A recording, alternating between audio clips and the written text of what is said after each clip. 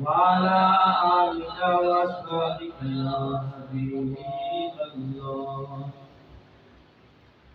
اعلیٰ حضرت عظیم البرکت شاہ احمد رضا خان فاضل بریلوی رحمۃ اللہ علیہ، آپ کا کلام ہے، سب مل کے پڑھیے، دو تین اشعار پڑھیں گے. سب سے اولا والا ہمارا نبی، سب سے اولا والا نبی، سب سے بالا والا ہمارا نبی، اپنے مولا کا پیارا ہمارا نبی، اپنے مولا کا پیارا ہمارا نبی، دونوں عالم کا دولا ہمارا نبی. بجھ گئیں جس کے آگے سبھی مشعلیں، بجھ گئیں جس کے آگے سبھی مشعلیں، بجھ گئیں جس کے آگے سبھی مشعلیں، شمع وہ لے کر آیا ہمارا نبی، شمع وہ لے کے آیا ہمارا نبی. کیا خبر کتنے تارے کھلے چھپ گئے، کیا خبر کتنے تارے کھلے چھپ گئے، پر نہ ڈوبے نہ ڈوبا ہمارا نبی، پر نہ ڈوبے نہ ڈوبا ہمارا نبی، سب سے اولا والا ہمارا نبی، سب سے بالا والا ہمارا نبی. نہایت واجب احترام عزیز دوستو، اللہ جل مجدہ کریم کی حمد و ثنا نعت سید خیر الورا مولا کل ختم رسول جناب محمد رسول اللہ صلی اللہ علیہ وسلم، بے انتہا درود و سلام آقا دو جہان صلی اللہ علیہ وسلم کی ذات اطہر. اللہ رب العزت سے دعا ہے حق کہنے بات سننے کو عمل کی توفیق عطا فرمائے. ربیع النور شریف کی آمد ہے. آج سفر المظفر کا آخری جمعہ المبارک، اگلا جمعہ انشاءاللہ العزیز ربیع النور شریف، ربیع الاول شریف کا پہلا جمعہ المبارک. حضور نبی کریم صلی اللہ علیہ وآلہ وسلم کی حدیث مبارکہ ہے، جامع صغیر میں یہ حدیث موجود ہے، حدیث نمبر 1284 ہے اور صفحہ اس کا 99 ہے. حضور نبی کریم صلی اللہ علیہ وسلم نے فرمایا، جس کو کوئی پریشانی درپیش ہو، مشکل درپیش ہو، فرمایا کہ وہ میری ذات پر درود پڑھ لیا کرے، اللہ تعالیٰ پریشانی بھی دور کر دے گا، مشکل بھی آسان فرما دے گا، اور پھر فرمایا اگر کوئی دکھ درد ہے اللہ وہ بھی دور فرما دے گا. تو محبت سے پیار سے ایک بار دل کی گہرائی سے پڑھ لیے، الصلاۃ والسلام علیکہ یا رسول اللہ وعلی آلک واصحابک یا حبیب اللہ. سورہ منافقون 28واں پارہ آیت نمبر 8 تلاوت کرنے کا شرف حاصل ہوا. اللہ ارشاد فرماتے ہیں وَلِلَّهِ الْعِزَّةُ وَلِلرَّسُولِهِ وَلِلْمُؤْمِنِينَ، عزت اللہ کی، اس کے رسول کی اور نیک بندوں ایمان والوں، عزت ان لوگوں. حضرت جریر بن عبداللہ بجری رضی اللہ تعالیٰ عنہ حضور کے صحابی ہیں.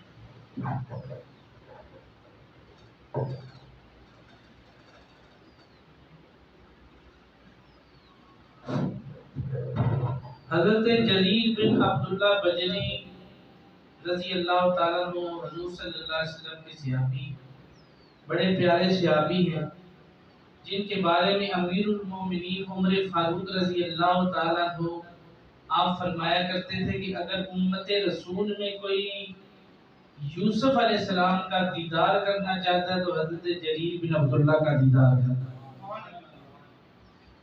اور یہ وہ صحابی ہیں جن کو میرے آقا صلی اللہ علیہ وسلم سے بڑا پیار ہے اور آقا کو ان سے بڑا پیار ہے. آج میں نے چند باتیں عزت کے حوالے سے کرنی ہے کہ حضور صلی اللہ علیہ وسلم اس کائنات میں آئے تو جن کی عزت نہیں تھی ان کو عزت عطا فرمائی. باپ کی عزت میرے آقا نے بتائی، ماں کی عزت میرے آقا نے بتائی، بہن کی عزت میرے آقا نے بتائی، بھائیوں کی عزت کرنا میرے آقا نے بتائی، استاد کا ادب و احترام عزت کرنا میرے آقا نے سکھایا. اسی طرح حضور صلی اللہ علیہ وسلم نے فرمایا کہ اپنے سے بڑوں کی عزت کرو، چاہے وہ تمہارا واقف ہے یا نہ واقف ہے، اسے سلام کرنے میں پہل کرو. یہ سلام کرنا اس کو عزت دینے کے برابر ہے. نہ صرف اس کو عزت ملے گی، سلام کرنے سے تمہیں بھی عزت مل جائے گی. یہ کس کا پیغام ہے؟ جناب رحمت للعالمین میلاد والے آقا کا. ہم نے میلاد ضرور منانا ہے لیکن حضور کے پیغام کو لے کے چلنا ہے کہ حضور میلاد والے آقا نے ہمیں کیا پیغام دیے. صرف جھنڈیاں لگا کے اور لائٹنگ کر کے جلسے جلوس کر کے محافل کا انعقاد کر لینا یہ میلاد کے لیے کافی نہیں، بلکہ میلاد اس چیز کا نام ہے پیارے آقا کی سنت کو اپنایا جائے. تو میں آج کر رہا تھا حضرت جریر بن عبداللہ بجلی رضی اللہ تعالیٰ بڑے پیارے صحابی. ایک روز ایسا ہوا کہ حضور صلی اللہ علیہ وسلم اپنے خیمے میں داخل ہوئے، اپنے حجرے مبارک میں داخل ہوئے. صحابہ غلام تھے، جو ہی سرکار اندر داخل ہوئے غلام بھی پیچھے پیچھے رفتہ رفتہ داخل ہوتے چلے گئے. آپ کا حجرہ مبارک غلاموں سے بھر چکا تھا، غلاموں سے حجرہ مبارک بھر چکا تھا. توجہ رکھیے گا، بات بڑی غور سے سننی ہے. میں اپنے موضوع سے انشاءاللہ نہیں ہٹوں گا. عزت پہ بات شروع کی ہے، عزت سے ہی ختم کریں گے. آخر میں جب کمرہ فل ہو گیا، جگہ بیٹھنے تک کی نہ رہی، تو حضرت جریر بن عبداللہ جن کا ذکر میں کر رہا ہوں، جن کا حسن اتنا کہ حسن یوسف سے ملتا ہے، بقول حضرت عمر رضی اللہ تعالیٰ، آپ تشریف لے آئے. آپ نے کمرے کے اندر نظر دوڑائی کہ سارے صحابہ نے جگہ مکمل کر لی، ہر کوئی اپنی اپنی نشست پہ بیٹھ گیا ہے. آپ نے یہ سوچا کہ میں اب کسی کو ادب کی وجہ سے، عزت کی وجہ سے نہیں اٹھاؤں گا، ان کی نشست سے نہیں اٹھاؤں گا. آپ نے یہ دھیان کیا کہ کوئی بھی ایسی جگہ نہیں جہاں میں بیٹھ سکوں. کوئی سیٹ خالی نہیں نظر آئی، زمین پر کوئی جگہ ایسی خالی نظر نہیں آئی جہاں میں بیٹھ سکوں. حضرت جریر بن عبداللہ فرماتے ہیں کہ میں دروازے پہ بیٹھ گیا، وہیں پہ جگہ ملی تاکہ آقا کا دیدار بھی ہوتا رہے اور حضور کا بیان بھی سنتا رہوں. وہیں پر جگہ ملی. میرے آقا نے یہ نہیں کہ صرف قریب والوں کو دیکھا، میرے آقا رحمت للعالمین آقا بن کے آئے ہیں، حضور رحمت بن کے آئے ہیں، عزتیں تقسیم کرنے والے بن کے آئے ہیں. حضور نے یہ نہیں دیکھا کہ میرا وہ غلام وہیں پر بیٹھ گیا، اس کو ادھر ہی بیٹھا رہنا چاہیے، نہ، بلکہ نگاہ کرم فرمائی. فرمایا جریر رک جا، ابھی وہاں پر نہ بیٹھنا، زمین ہو سکتا ہے مٹی والی ہے، تیرے کپڑے گندے ہو جائیں گے. میرے آقا نے غلام کو عزت دینا چاہیے. اپنی چادر مبارک، مثال دے رہا ہوں، اپنی چادر مبارک اٹھائی، حدیث کے لفظ ہیں، چادر اٹھائی اور اس طرح گرائی. ابھی وہ چادر نیچے نہیں گری تھی، حضرت جریر نے لپک کے اچھال کے پکڑ لیا، اچھل کے پکڑ لیا اس چادر کو. وہ چادر زمین پر نہ گری. پکڑ لیا تو میرے آقا نے فرمایا جریر یہ چادر میں نے تیرے لیے بھیجی ہے، اب تو اس کو بچھا زمین پر بیٹھ جا. میرے آقا کا یہ بات سن کر، میرے آقا کا یہ فرمان سن کے حضرت جریر بن عبداللہ کی آنکھوں میں آنسو آ گئے. رونا شروع کر دیا. عرض کیا آقا اللہ آپ کو اتنی عزتیں عطا فرمائے جس کے آپ حقدار ہیں. آپ نے مجھ جیسے غلام کو اتنی اہمیت عطا فرمائی, اتنی عزت عطا فرمائی کہ آپ کے سارے غلام بیٹھے ہوئے ہیں. سارے غلاموں میں سے اگر سب سے زیادہ عزت جلیل کو ملی ہے تو نگاہ نبوت سے ملی ہے. آپ نے مجھے عزت بخشی ہے. اللہ کے محبوب, اللہ آپ کو اتنی عزت عطا فرمائے گا جتنا اللہ نے آپ کو حق عطا فرمایا. اللہ آپ کو عزت عطا فرمائے گا. میرے آقا فرماتے ہیں کہ عزت اللہ کی, اس کے رسول کی, نیک بندوں کی. قرآن سے بات آتا ہے وَلِلَّهِ الْعِزَّةُ وَلِرَسُولِهِ وَلِلْمُؤْمِنِينَ.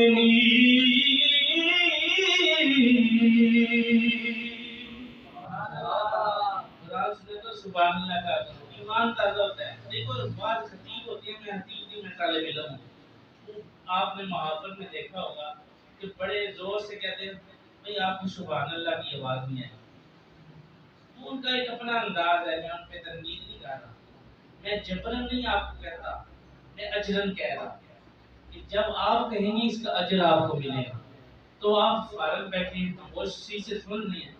خاموشی سے سننا بھی ثواب ہے, لیکن جب کوئی بات پسند آ جائے, قرآن پڑھا جائے, حدیث پڑھی جائے, تو پھر کیا ہوتا ہے, اللہ فرماتا ہے کہ تم میرا نام سن کے میری تسبیح بیان کرو, میں تمہارے لیے نیکیاں بیان کروں, نیکیاں لکھ دوں گا.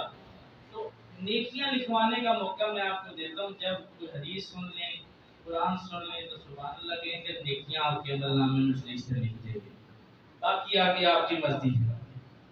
تو میں عرض کر رہا تھا حضور صلی اللہ علیہ وسلم تشریف لائے تو آپ نے آ کر دوسروں کو عزت عطا فرمایا. مسلمان وہ ہے جو ایک دوسرے کی عزت کرتا ہے.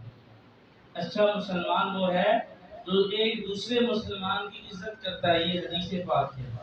پھر فرمایا کہ مسلمانوں, اللہ نے تمہارے لیے اتنی برکت رکھی ہے کہ تمہارا مسواک کرنا بھی اللہ کو بڑا پسند ہے. محدثین لکھتے ہیں کہ جب بندہ مسلمان مسواک کرتا ہے, فرمایا اس کو مسواک کر کے کہیں پھینک نہیں دینی چاہیے. جو مسواک استعمال شدہ ہوتی ہے وہ گھس گھس کر چھوٹی رہ جاتی ہے نا.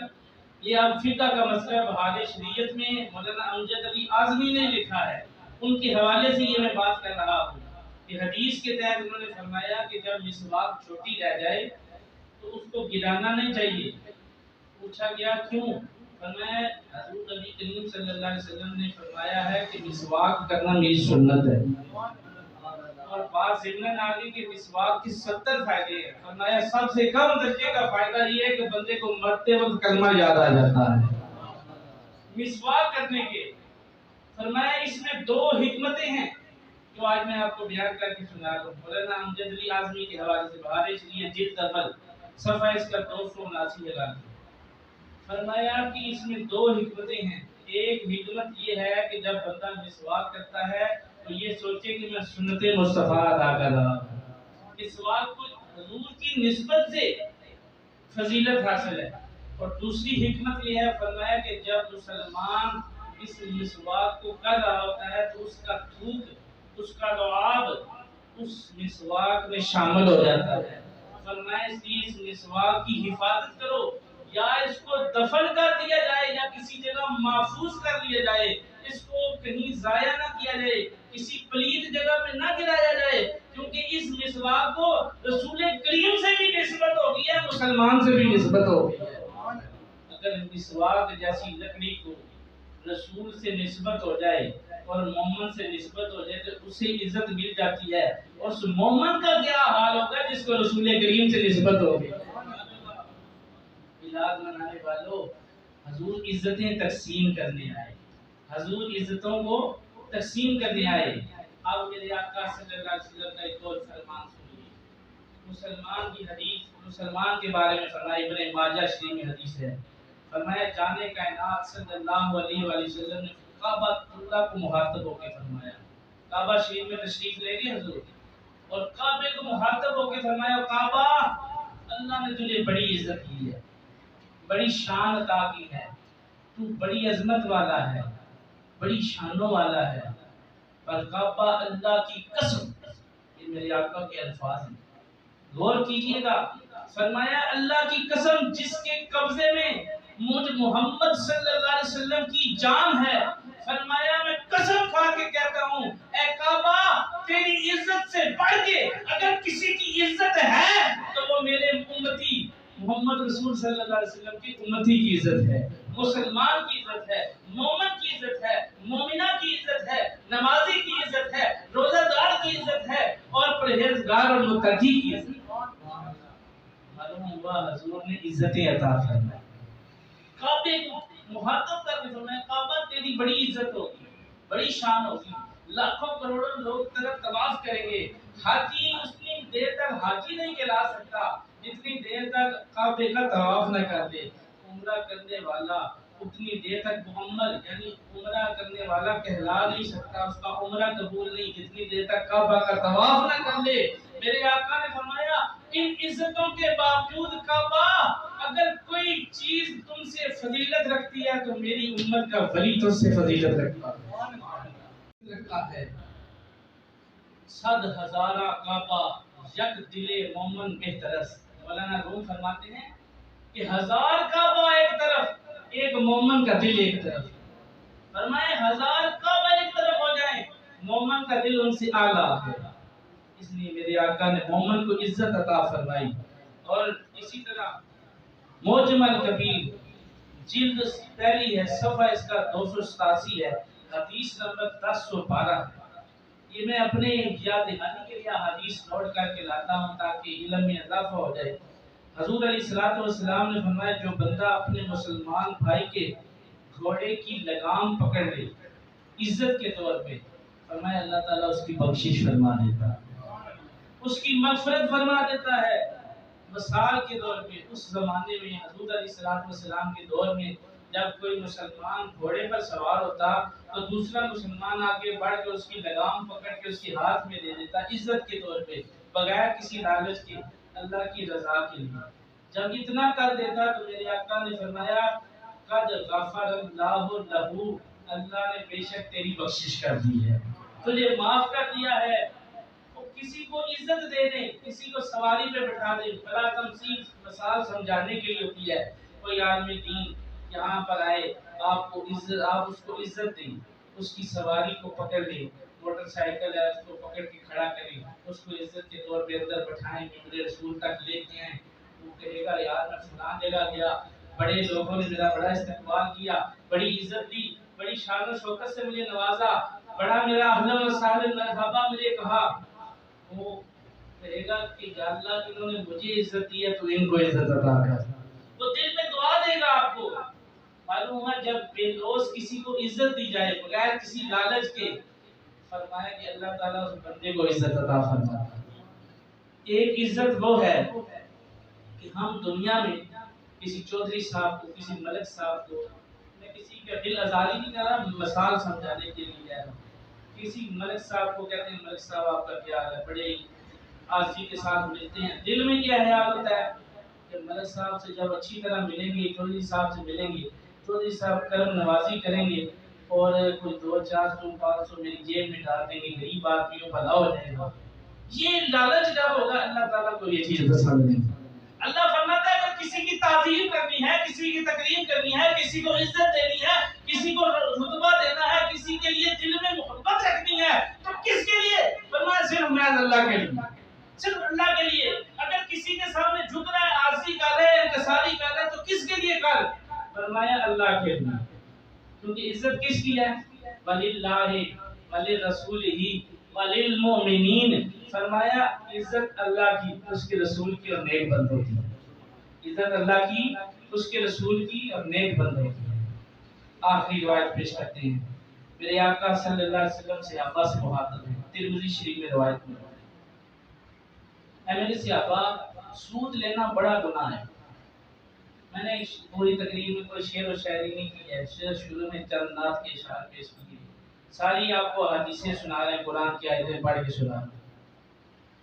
میرے آقا صلی اللہ علیہ وسلم کا دربار لگا ہوا ہے، میرے آقا نے صحابہ سے دریافت کیا، صحابہ یہ بتاؤ کہ سود سے بڑھ کے بڑا گناہ کون سا ہے؟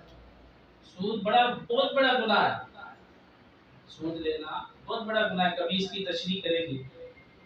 صحابہ سے پوچھا، صحابہ سود سے بڑا کوئی گناہ ہے؟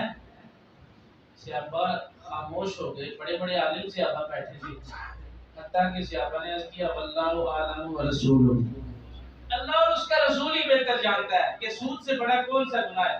میرے آقا نے فرمایا کسی مسلمان کی تذلیل کرنا، اس کو ذلیل کرنا، اس کی عزت نفس سے کھیلنا، یہ سب سے بڑا گناہ ہے۔ صحابہ کسی غریب کو حقیر نہ جانو، کسی امیر اور غریب میں فرق نہ جانو، کسی گورے اور کالے میں فرق نہ جانو، صحابہ کسی کم تر اور اوپر والے درجے والے کو کم تر نہ سمجھو، فرمایا سارے رب کے نزدیک برابر ہیں، سارے عزت والے ہیں، جب بھی کسی سے ملو عزت کی نگاہ سے ملو، عزت کرو ان کی، جب تم کسی کی عزت کرو گے اللہ تعالیٰ فرشتوں کو مخاطب کر کے فرمائے گا فرشتوں یہ بندہ اس بندے کی عزت کر رہا ہے، چاہے یہ بندہ اس کی عزت کرے یا نہ کرے، تم گواہ ہو جاؤ اس کی عزت کرنا شروع کر دو۔ فرشتے اس بندے کی عزت کریں گے، جب فرشتے عزت کرنی شروع کریں گے تو پھر کیا ہوگا، اس کی نشانی کیا ہے؟ فرمایا اللہ تعالیٰ بندوں کے دل میں پیدا کر دے گا یہ بندہ دوسروں کی عزت کرتا ہے، تم بھی اس کی عزت کرنی شروع کر دیں۔ اللہ تعالیٰ بندوں کے دلوں میں پیدا کر دیتا ہے کہ اس کی عزت کرو۔ آخری بات ہے، حضور نبی کریم صلی اللہ علیہ وسلم کی بارگاہ ہے، ابو بکر صدیق رضی اللہ تعالیٰ عنہ بیٹھے ہیں۔ حضرت ابو بکر کا اصل نام کیا ہے؟ عبداللہ۔ عمر آپ کا لقب ہے فاروق، عثمان آپ کا لقب ہے غنی، علی آپ کا لقب ہے بہادر، حیدر، شجاع، بہت بڑا بہادر۔ یہ ساری عزت والے القاب کس نے عطا کی؟ ابو بکر کو عبداللہ سے ابو بکر کس نے کہا؟ صدیق اکبر کس نے کہا؟ عمر کو فاروق کس نے کہا؟ عثمان کو غنی کس نے کہا؟ علی کو حیدر مشکل کشا شیر خدا کس نے کہا؟ اللہ کے رسول نے کہا، فرمایا اے عبداللہ آج کے بعد تیرا نام عبداللہ نہیں بلکہ ابو بکر صدیق ہے، سب سے بڑھ کے صداقت کا پیغام دینے والا۔ اے عمر آج کے بعد تو عمر نہیں بلکہ فاروق اعظم ہے، تیرا نام عمر فاروق اعظم ہے، سب سے زیادہ عدل و انصاف کرنے والا۔ اے عثمان آج کے بعد تو اسلام میں داخل ہو کر عثمان نہیں رہا بلکہ عثمان غنی بن گیا ہے کیونکہ تیری ساری دولت اسلام پر خرچ ہو گئی ہے۔ اے علی تو اب علی نہیں رہا بلکہ مشکل کشا شیر خدا بن گیا ہے، اسد اللہ غالب بن گیا ہے، امام المشارق والمغارب بن گیا ہے۔ یہ کس نے عزت عطا فرمائی؟ اللہ کے رسول نے عطا فرمائی۔ اللہ کے رسول کی نسبت سے عزتیں ملتی ہیں۔ دوستو اس محفل میں یہ سبق لے کر جائیں کہ آج کے بعد ہم بچوں کی بھی عزت کریں گے، بڑوں کی بھی عزت کریں گے، نمازیوں کی بھی عزت کریں گے، بے نمازیوں کی بھی عزت کریں گے، غریبوں کی بھی عزت کریں گے، امیروں کی بھی عزت کریں گے۔ کس کے لیے؟ اللہ کی رضا کے لیے۔ جب اللہ کی رضا شامل حال ہو جائے گی تو بیڑا پار ہو جائے گا۔ یہ میلاد والے آقا کا پیغام ہے۔ 12 ربیع الاول شریف سے پہلے ہم نے میلاد کی تیاریاں بھی کرنی ہیں، گھروں کو سجانا ہے، محافل کا انعقاد کرنا ہے، نعت خوان بلانے ہیں، تلاوت کرنے والے بلانے ہیں، علماء کو دعوت دینی ہے۔ ساری باتیں ٹھیک ہیں لیکن یہ بات پلے باندھ لیں کہ جب ہم کسی مسلمان کو عزت دیں گے، اس کی عزت افزائی کریں گے، اگر کوئی نمازی ہے تو اس کی عزت کریں گے، یا اللہ یہ تیرے گھر کا نمازی ہے۔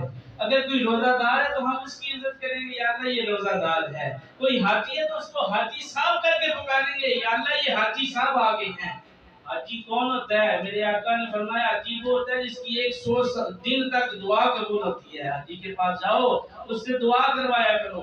نمازی کون ہوتا ہے؟ فرمایا نمازی نماز پڑھ رہا ہوتا ہے، سر سجدے میں ہوتا ہے، رب کی رحمت شامل حال ہو جاتی ہے، رب فرماتا ہے نمازی تو میری بارگاہ میں جھک گیا ہے، جا میں نے تیرے گناہ معاف کر دیے ہیں۔ اس لیے نمازی سے دعائیں کراؤ۔ روزہ دار کون ہوتا ہے؟ فرمایا جب نفلی روزہ رکھا ہو، شام کے وقت دعا کر رہا ہو، اللہ فرماتا ہے فرشتوں گواہ ہو جاؤ یہ بندہ نفلی روزے میں ہے، اس نے میری رضا کے لیے بھوک پیاس برداشت کیا ہے، جو بھی اس سے دعا کرا یا یہ جو دعا مانگے اس کی دعا میں آمین کہتے چلے جاؤ۔ اللہ تعالیٰ مجھے اور آپ کو عمل کی توفیق عطا فرمائے۔